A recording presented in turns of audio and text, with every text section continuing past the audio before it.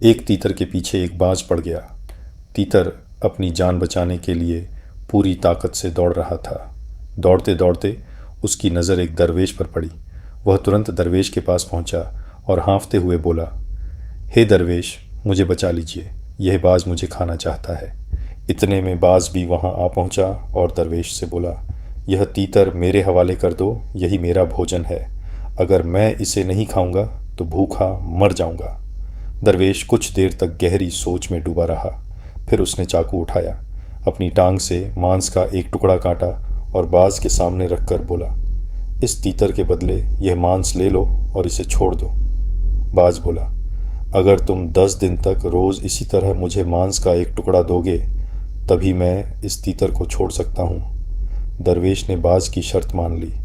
बाज मांस का टुकड़ा लेकर उड़ गया।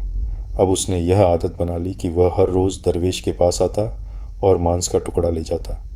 दरवेश भारी दर्द सहता रहा, लेकिन अपने वादे पर कायम रहा। एक दिन एक शिकारी वहाँ से गुजर रहा था। अचानक उसकी नज़र दरवेश पर पड़ी, जो अपने शरीर से मांस का टुकड़ा काट रहा था। शिकारी हैरान हुआ और पास जाकर पूछा, हे दरवेश, यह आप क्या कर रहे हैं? अपने आप को क्यों घायल कर रहे हैं? दरवेश ने उसे पूरी बात बताई कि किस तरह उसने तीतर की जान बचाने के लिए 10 दिन तक अपने शरीर से मांस देने का वादा किया। इतने में वह बाज भी आ पहुंचा और ऊंची आवाज़ में बोला, कहाँ है मेरा आज का मांस का टुकड़ा? अभी वह अपनी बात पूरी कर ही रहा था कि शिकारी ने तुरंत तीर चला दिया। तीर सीधे बाज के सीने में लगा और वह ज़मीन पर गिर पड़ा।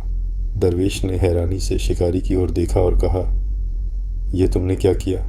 मैंने तो उससे वादा किया था। शिकारी मुस्कुराते हुए बोला, आप रहम कर रहे थे, लेकिन वह आपकी नरमी का फ़ायदा उठा रहा था। नरम दिल बनो, लेकिन इतने भी नहीं कि लोग आपको नोच नोच कर खा जाएं।